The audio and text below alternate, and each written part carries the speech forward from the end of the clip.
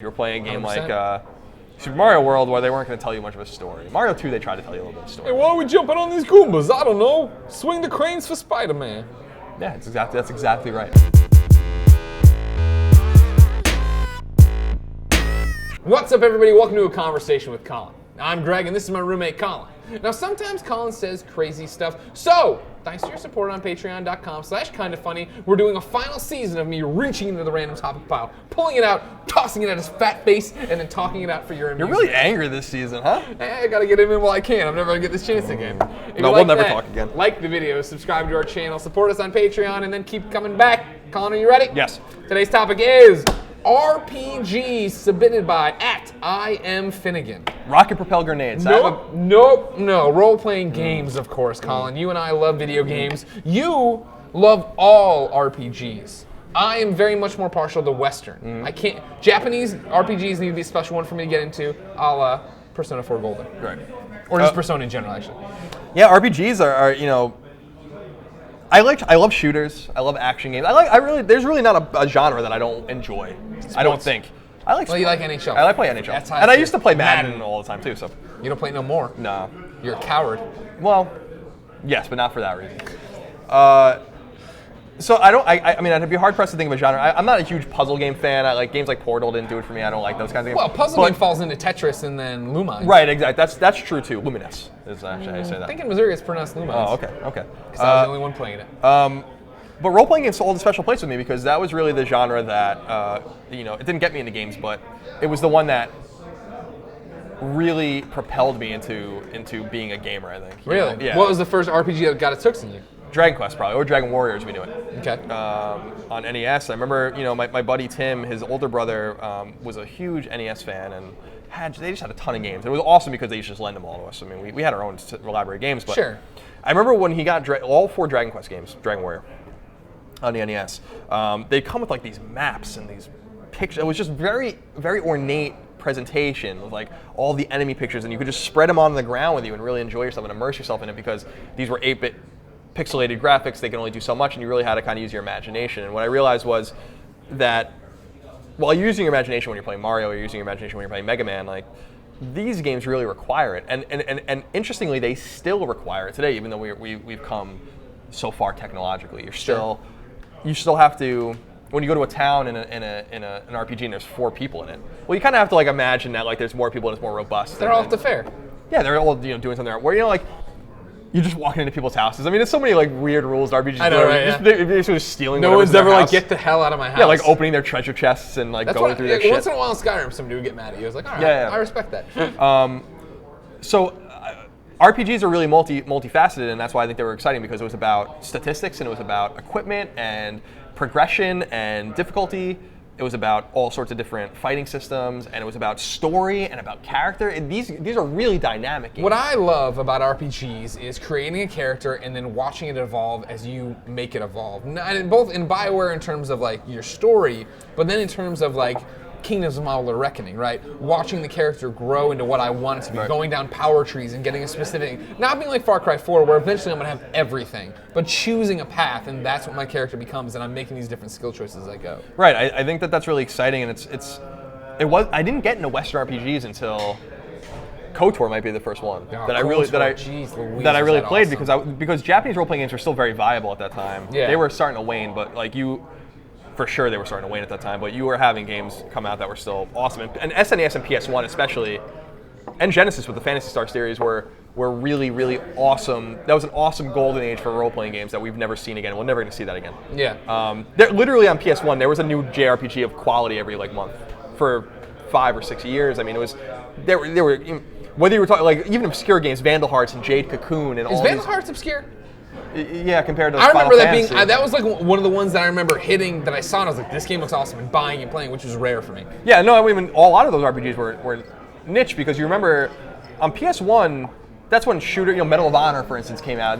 People started playing shooters on consoles. Not that they weren't. Doom was on SNES. It wasn't like that was the first one, but sure, these people were playing platformers and puzzles. There was a lot of different kinds of games. I think the PS1 was just great for role-playing game fans.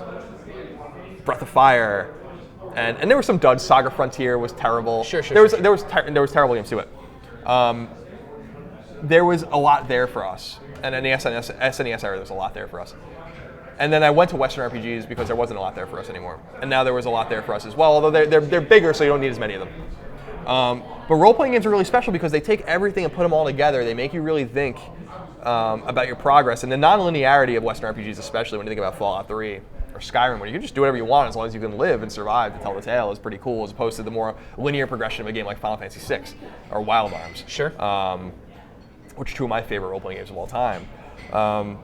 But when you can take character and you can take story and kind of put that in its place, and you can take statistical progression and leveling and experience points and put that in its place, and you can take equipment and magic and all the systems that are in a game, put that in its place, and then the progression through the story, and then pepper it with side quests and optional things to do.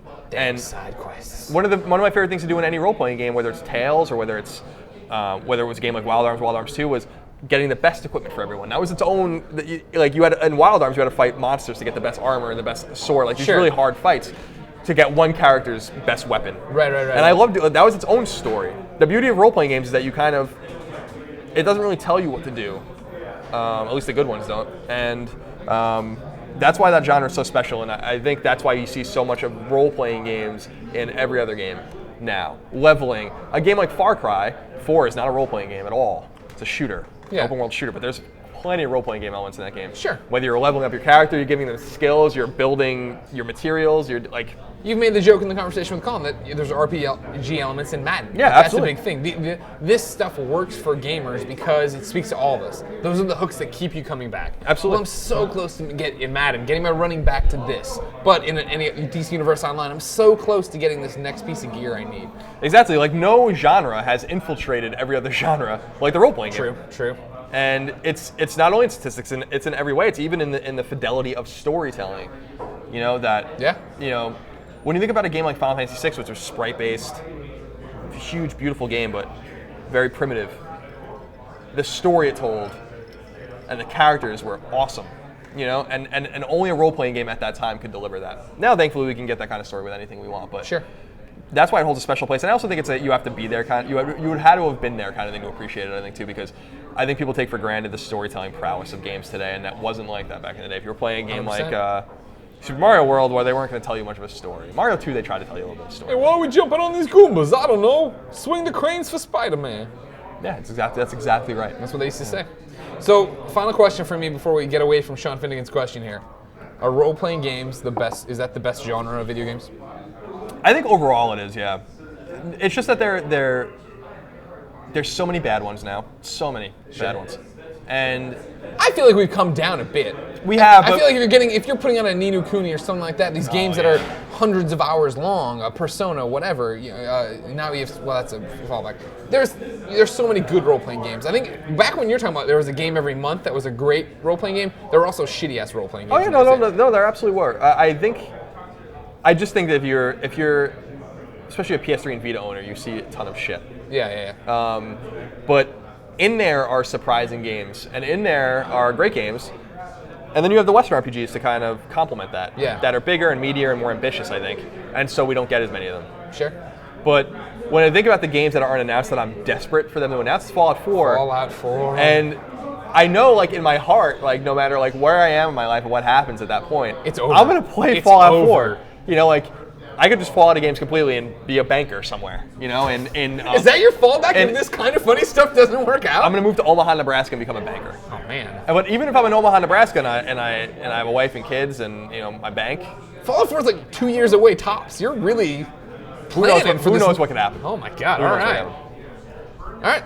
Well, there you go. At I Am Finnegan, ladies and gentlemen, role-playing games are amazing. We can't wait for Fallout 4. You can bet your bottom dollar we'll be playing them on youtube.com/kindafunnygames when the time comes. But thank you for watching this. If you like RPGs, make sure you tell us which one's your favorite in the comments below. Share us with your friends. Support us on Patreon. Then make sure, if you ever see Tim Gettys, you hug him.